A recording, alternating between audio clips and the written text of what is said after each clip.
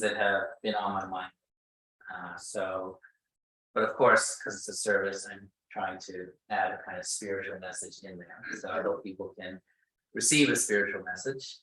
But yeah, so especially obviously because we have an AGM today and a couple other things that are going on, coming towards the end of the year, and just reflecting a lot on our community, right? And the different kind of states our community goes through, and especially post-COVID, right? We finally kind of been able to come back together, start doing events again, start having kind of one-on-one conversations with people. And, overall, I'm actually quite inspired and optimistic about how our community is, because there's a lot of good things going on, right? There's a lot of young couples. We've had 2 couples blessed over the last year. There's a lot of couples looking to get matched. And I've been lucky to kind of sit down and have very personal conversations with a lot of them. We have new babies coming into the community, which is always exciting. I've been very happy kind of with the way we've been doing UPF, kind of very consistent events that are really kind of focused on a very Irish issue around kind of North-South relations. We've been doing that kind of consistently, even during kind of blocked by COVID, but kind of as soon as we could, right? Kind of we did it. And even the fact that we have kind of a new first-gen member going through principal education, very interested in the matching testing. A lot of very kind of fun second-gen events being organized. So overall, I'm just kind of very happy, right? As I tend to be when I kind of reflect on our community. Now, of course, there's always still things we can do better. There's still a little bit of issues. Always a little bit of resentments floating around. Usually at the over 40 crowd, right? And I think about this a lot because I'm turning 40 next year. So I think I'm gonna start becoming a bit more resentful next year. And it makes sense. You have more life to reference and get upset about. It's what happens. But overall, I tend to be a very optimistic person, right? And I'm very optimistic about the future ahead. In that context, the title of my service today is The Heart of Ownership.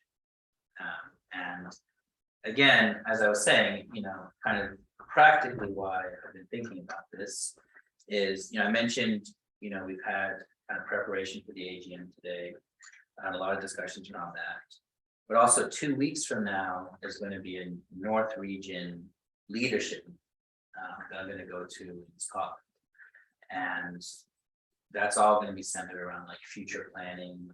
Each community is meant to kind of come and present their plans for the next, at this stage, 4 years.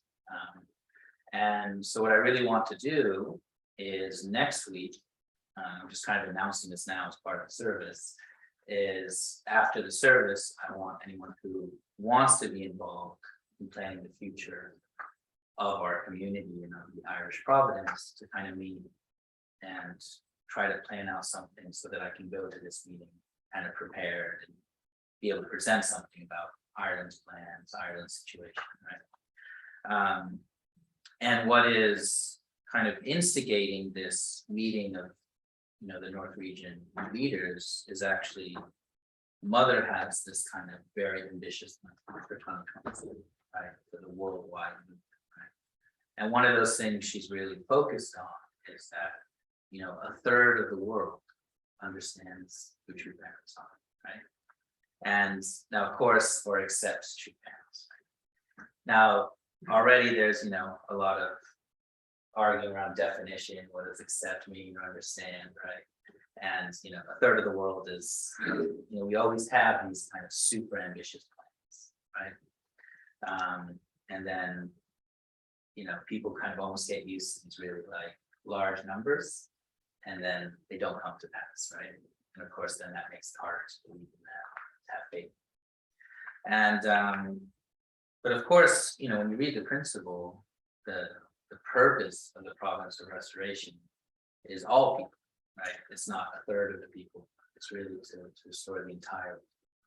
And I think we do believe that will happen eventually. We have faith in that. But I think the challenge is always the time, how long, right? But I think about it a lot because, when we did, Chanoguk initiatives for 2012, and we're preparing for 2000, when we had these large blessing numbers that Paul was asking for. I remember one time I was in Albania in the continental division visit, and he was like, all right, Albania needs to bless 7,000 couples. We're like, we're not going to bless 7,000 couples, right? This is like 3 months away, right? And he's like, well, it's okay if you don't believe you're going to do it or you don't do it, as long as you try it. I was like, well, then what's the point of even saying that, right? That was kind of my reaction. But we did try really hard. We rented a van and we went village to village, and we just started inviting anyone who wanted to come to, this big, hotel nearby and a lecture. It was kind of a very village focused initiative and stuff. But yeah, long story short, we didn't get 7,000. Right? So it's there's obviously a kind of disconnect between, what God really wants, right? What he really wants for what your parents are really trying to establish, and kind of the reality we face day to day. That's kind of a constant pattern, right, of the ideal versus reality, right? But I think a lot about the story of the Bible of the Canaanites, the Jewish people going to Canaan for the first time, right? And the tribal leaders were all sent in to kind of spy out the land, right? And then they came back, and 10 out of 12 were like, yeah, no way, this isn't happening. We're just going to get slaughtered. So we should go back to Egypt, be slaves again, at least we'll get 3 meals a day, right? Very giving up type of attitude. And only Joshua and Caleb were like, no, we can do this, right? We got this. So, but the worst part of that is it wasn't just that like it was a disagreement, but they're like, no, we're definitely going back and we're going to kill you for trying to stop us from it, right? It was kind of getting to that point. And so I think about that a lot, because I don't want to be a faithless father, right? I don't want to come and give a faithless report that, yeah, we can't do this, right? This is impossible because it seems impossible or it's never been done before, things like that. But I'm also a very practical person, and I need to kind of understand how you get from A to Z, right?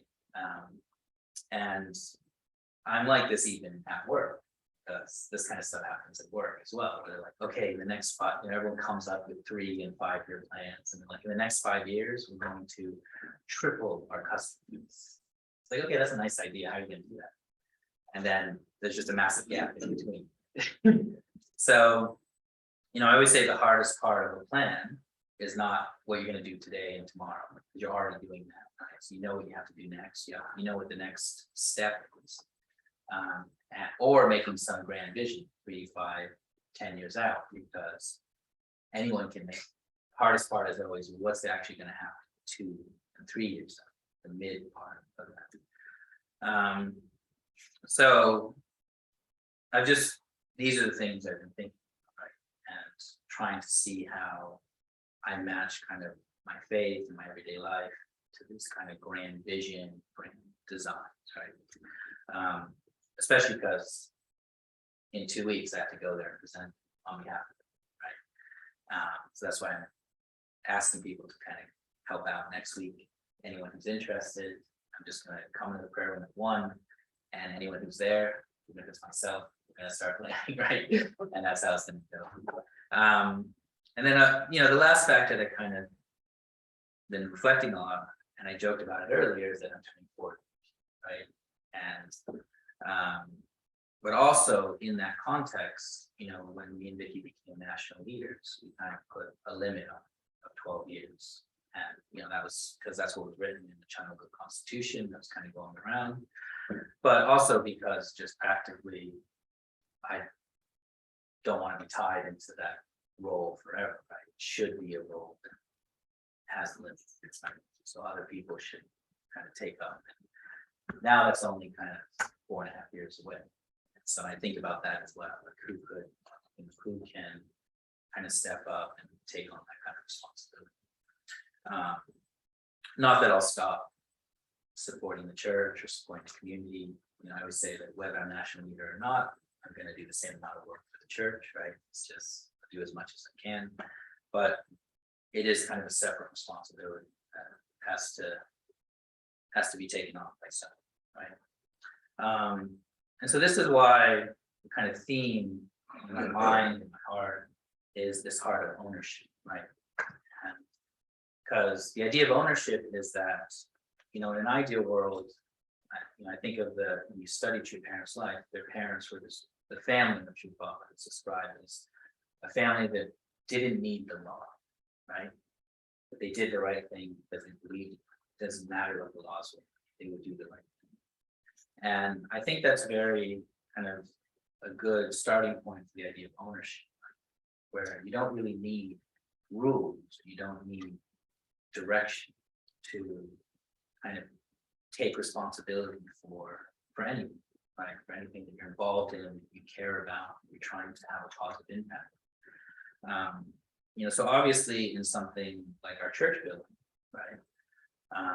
Ownership is, it starts kind of with the small things. If you own a building and something's broken, you fix it, right? Or you find out who can fix it, right? And find out how to fix it.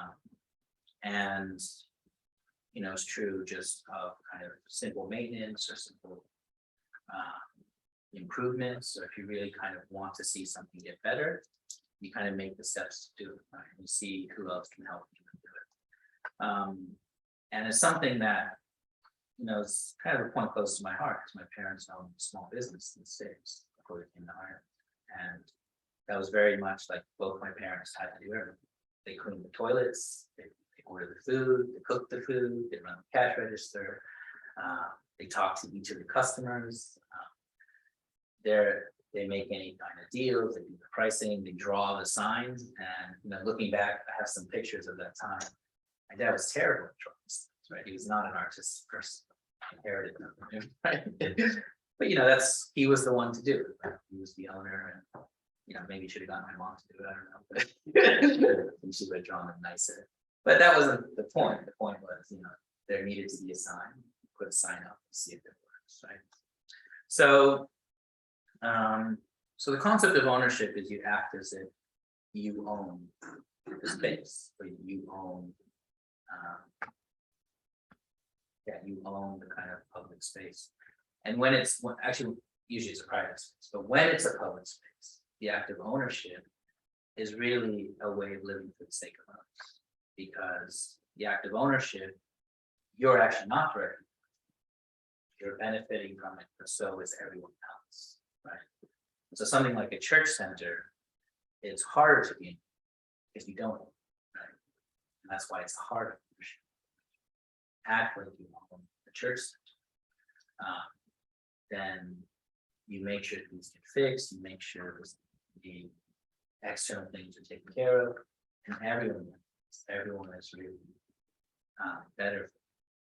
And I started with an external example, but the building is a very external thing. But it's also true for internal examples. Things that are really connected to the life of faith, life of the tenants. And even there's things like, candle maintenance is something I did a lot in the center. Just a small thing, but it's kind of a life of attendance, a spiritual. Getting the flower. And even, praying in the prayer, coming to the prayer room to pray, to kind of create a good environment, to kind of have a good spiritual condition on behalf of everyone. These are kind of internal examples of a sense of ownership, a sense of, this is our church community, and I really want it to be the best church. I really want God to be here to dwell. It also includes reaching out to people, right? And making time to meet with people and sit down and talk to them one-on-one, organizing events for people. And I give all these examples because, as I was alluding to earlier, I feel like they're happening. People are taking responsibility. It really makes me happy to see.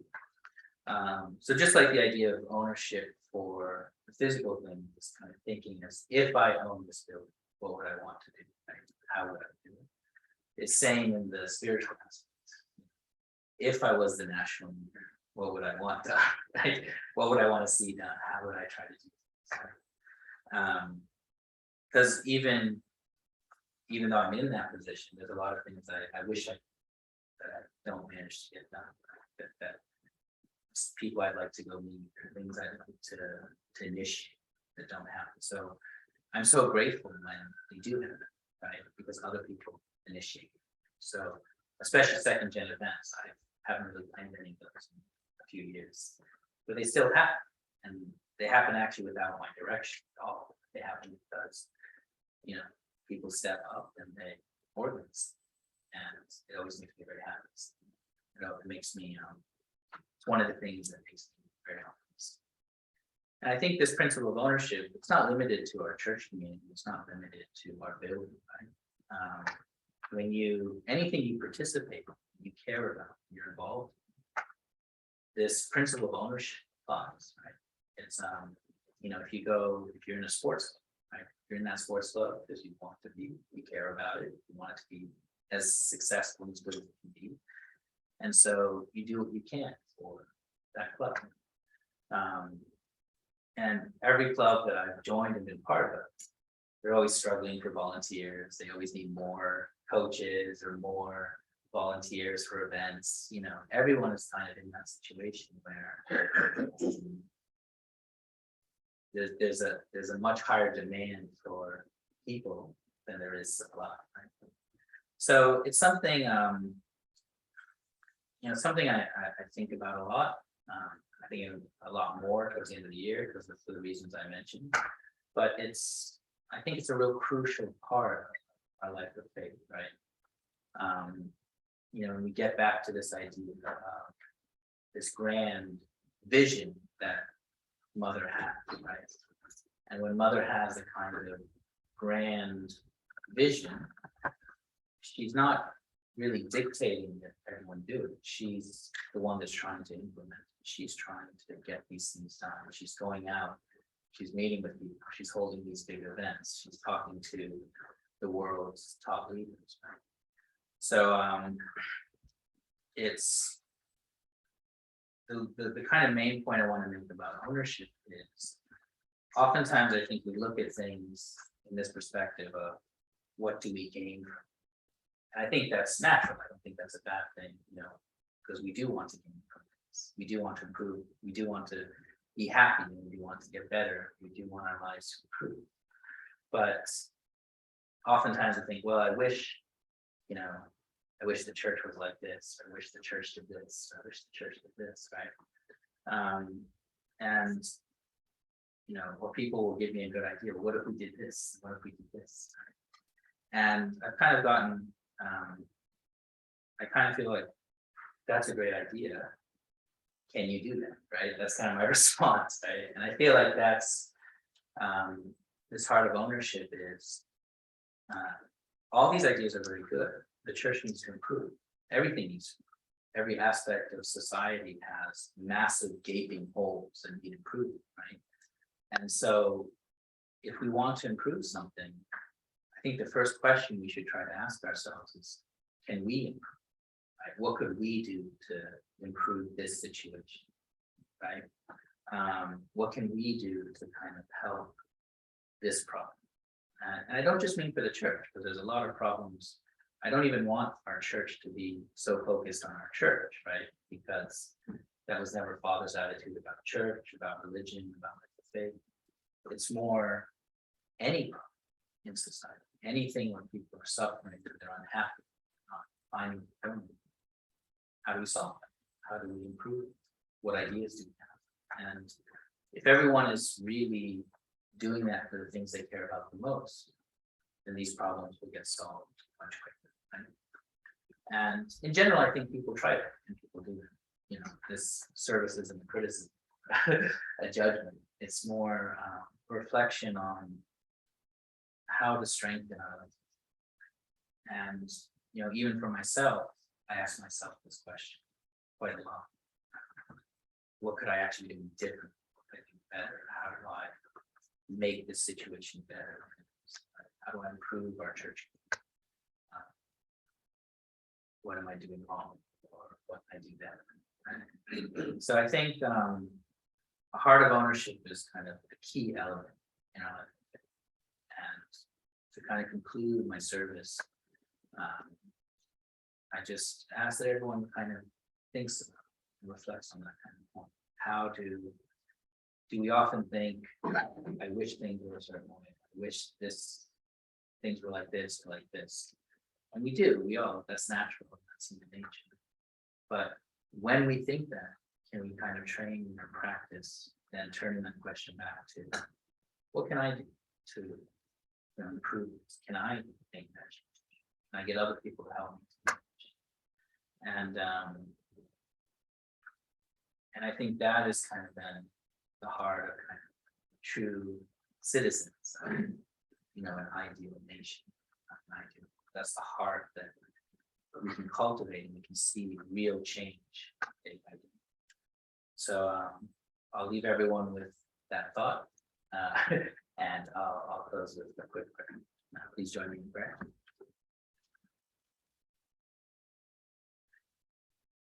Sarai Manashin, our beloved and precious Heavenly Parent, when we look out at our world today, we stood on a mountain and looked at the whole world and could really see the reality in everyone's lives. Each of us knows that reality is in many ways too overwhelming to think about too closely, to spend too much time. It's even just the things we see in the news, we know are only a fraction of the reality of our world. So we know we always have to start small, start with ourselves. How do we first become people who people can rely on, who people can feel loved by, who people can trust and come to? How do we become people who can heal the pain around us? Oftentimes that includes the pain in our own hearts, in our own past, in our own lives. And we know oftentimes that sometimes we don't have that ability on our own to cure ourselves. Oftentimes we need help. We need the humility and the self-awareness to ask people who love us for guidance, for support, for direction.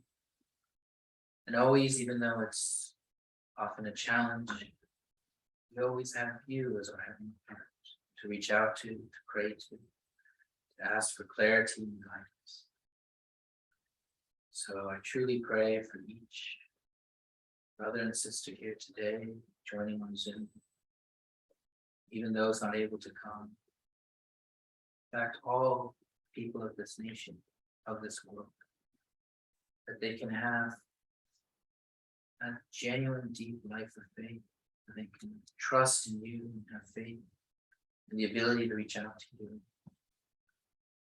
and to really feel your heart and your love for them. Because as true parents have really taught us and tried to lead by example as the principal outlines, only really the true love of our Heavenly Parents can genuinely heal this world and heal our own hearts. So I thank you as always for this time together, for this community that we can share these words and these thoughts together. I pray now that after the service, we can go down. One of our sisters has made a wonderful lunch for us. So we can enjoy the meal together and the time together. And then afterwards, we have an AGM scheduled, so we can sit down and discuss practical issues. for. And so I just really want to close the service in this prayer with a heart of gratitude. On behalf of all the brothers and sisters here, and in my name and in young and big, bless the truth. Okay, I think we have one closing song, and then we